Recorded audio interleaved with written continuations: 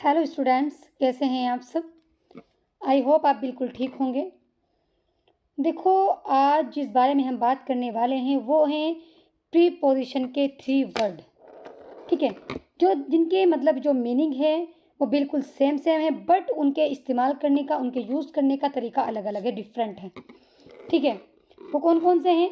वो है इन, इनटू, ठीक है, और विद इन। ठीक है, ये 3 वर्ड हैं जिनके जो मीनिंग है सेम है, वो है में। ठीक है, बट हम इनको यूज़, अब आप सोचें कि सबके मीनिंग में सेम है, बट यूज़ कहाँ कहाँ करने हैं। इनका यूज़ कहाँ होता है, इनटू का यूज़ कहाँ होता है, और विद इन का यूज़ कहाँ होता है। ये हमारी ग्रामर का बहुत इम्पोर्टेंट चैप्टर है कि मतलब हमें ये मालूम होना चाहिए कि किसका यूज़ कहाँ पर हम करेंगे। ठीक है, सबसे पहले अगर हम प्रीपोजिशन की बात करें कि प्रीपोजिशन कहते किसको हैं, तो प्रीपोजिशन वो वर्ड्स होते हैं, वो लफ्ज़ होते हैं जो कि किसी नाउन या प्रोनाउन से पहले आकर उस नाउन या प्रोनाउन का दूसरे नाउन या प्रोनाउन से संबंध बनाते हैं, उनसे रिश्ता बनाते हैं। ठीक है, मतलब ये किसी नाउन प्रोनाउन से पहले आते हैं और उन उससे नाउन या प्रोनाउन का संबंध दूसरे नाउन या प्रोनाउन से बनाते हैं। फॉर एग्जाम्पल आप देखिए, मैं कहूँ द बॉय, ठीक है, इज इन द रूम। ठीक है, कि लड़का कमरे में है, तो ये क्या हुआ इसमें, जो यहाँ पर बॉय नाउन है, ये क्लियर है। ठीक है, रूम ये भी नाउन है, ये भी क्लियर है। ठीक है, जो इसमें इन है, ठीक है, मैं कमरे में, तो मैंने आकर के यानी इसे नाउन से, यानी रूम जो नाउन है इससे पहले आकर इन ने यहाँ पर रूम का बॉय के साथ जो संबंध है, पूरे सेंटेंस के साथ जो संबंध है वो बनाया है।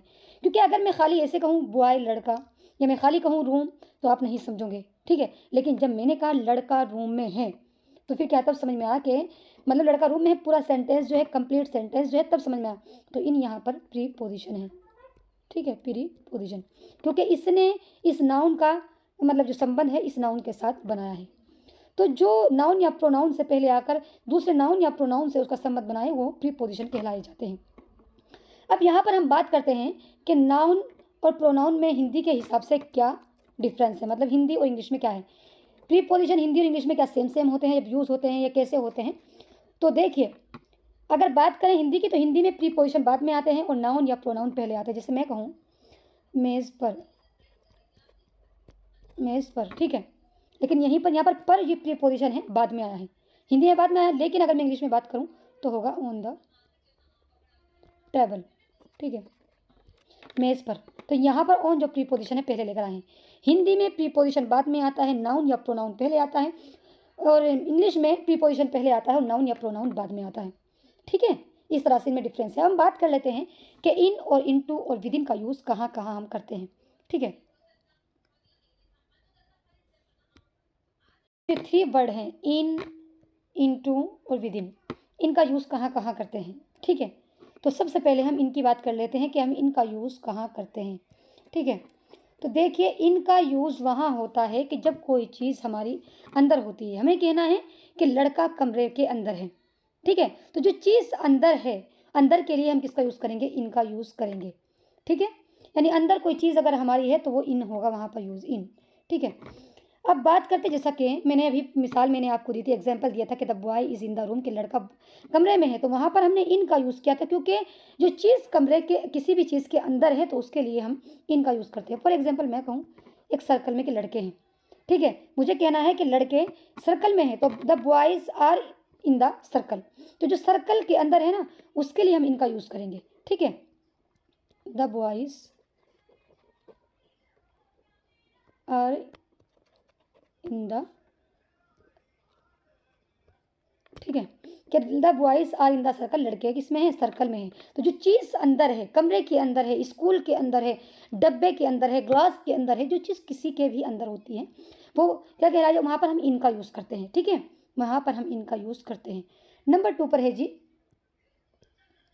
इनटू, कि इनटू का यूज़ कहाँ करते हैं, तो इनटू का यूज़ वहाँ करते हैं हम जहाँ पर कोई चीज़ गति करती है, गति करके मोशन होता है जहाँ पर, वहाँ पर हम इनटू का यूज़ करते हैं। मतलब मैं कहूँ कि वे स्कूल में गया, या वह स्कूल में जाता है, तो वहाँ पर इनटू का यूज़ करेंगे। क्यों करेंगे? क्योंकि वहाँ पर गति हो रही है कि जाता है। ठीक है, मैं कहूँ कि वे मैं मतलब पानी ग्लास के अंदर डाल रहा है, तो डालना जो है ना वो एक मोशन है, गति हो रही है पानी की, तो वहाँ पर क्या होगा? वहाँ पर इनटू का यूज़ करेंगे। फॉर एग्जांपल मैं कहूँ जैसे गिलास है, ठीक है, इस ग्लास में जो पानी पहले से अंदर है तो उसके लिए मैं इन का यूज़ करूँगी। ठीक है, लेकिन जो डल रहा है, जो डाला जा रहा है, वहाँ पर इनटू का यूज़ होगा।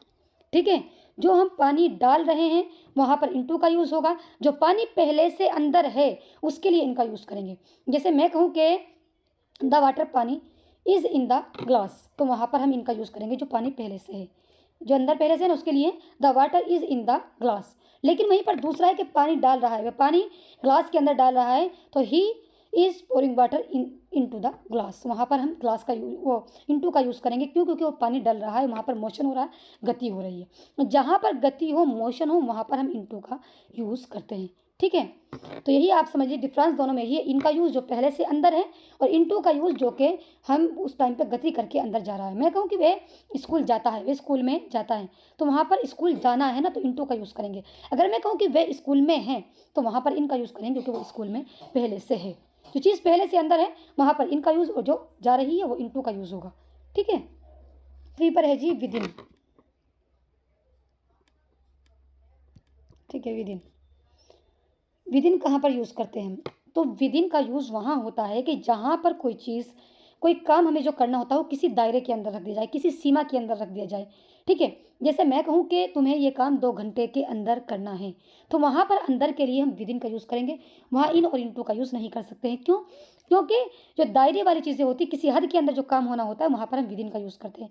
मैं कहूँ कि मैं वापस आ जाऊँगा 2 घंटे के अंदर। ठीक है, मैं कहूँ आई विल बी बैक, ठीक है, विदिन, ठीक है, एन हावर। ठीक है, I will be back within an hour, कि मैं 1 घंटे के बाद, 1 घंटे के अंदर मैं वापस आ जाऊँगा। तो यहाँ पर 1 घंटे के अंदर एक समय को रख दिया गया है। ठीक है, तो यहाँ पर हम अंदर के लिए विदिन का यूज़ करेंगे, यहाँ पर इनटू या इनका यूज़ नहीं कर सकते हैं। ठीक है, या मैं कहूँ कि चाहे अब वो जो सीमा है, जो हद बतलाई गई है, चाहे वो टाइम की हो, या मैं कहूँ कि 2 दिन के अंदर, या मैं कहूँ 2 महीने के अंदर, या मैं कहूँ कि 1 साल के अंदर, चाहे वो साल की हद हो, चाहे वो दिन की हद हो, चाहे वो घंटों की हद हो, चाहे वो मिनट की हो, जब कहीं पर कोई हद या सीमा बांध दी जाए, कि कोई दायरा रख दिया जाए कि उस दायरे के अंदर आपको काम करना है, तो वहाँ पर विदिन का यूज़ करेंगे। या कोई जगह के लिए मुझे दायरा रख दिया जाए, मतलब मैं कहूँ कि स्कूल की दूरी पैदल चलने के अंदर है, यानी उसका जो फासला है, उसकी जो दूरी है वो पैदल चलने के अंदर है, मतलब ये कि हम वहाँ पर पैदल चलकर जा सकते हैं। उस स्कूल की जो दूरी है वो पैदल चलने के अंदर है, तो वहाँ पर भी हम विदिन का यूज़ करेंगे। या मैं कहूँ कि अपनी औकात के अंदर रहो, या हमें अपनी औकात के अंदर रहना चाहिए, तो वहाँ पर भी हम अंदर के लिए विदिन का यूज़ करेंगे। क्यों? क्योंकि ऐसी मतलब दायरे में जब कोई चीज़ रख दी जाए, कोई काम हमारा दायरे में करने के लिए हो, तो वहाँ पर हम विदिन का ही यूज़ करते हैं। ठीक है, आई होप आपको इन तीनों का जो डिफरेंस है वो समझ में आ गया होगा। वीडियो अच्छी लगे तो लाइक करें और सब्सक्राइब करना बिल्कुल ना भूलें।